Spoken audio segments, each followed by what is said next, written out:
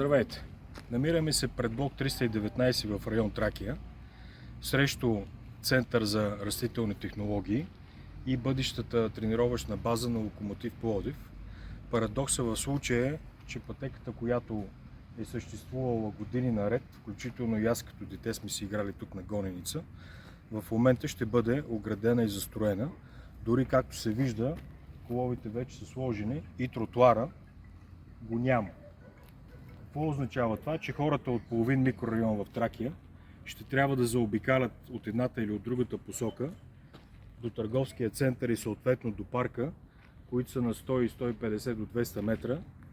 В случай ще трябва да заобикалят повече от километър и половина-два, което е предпоставка както за происшествия, така и за неприятни инциденти. Гласувайте с номер 46 за кмет на район Тракия и за общински съвет.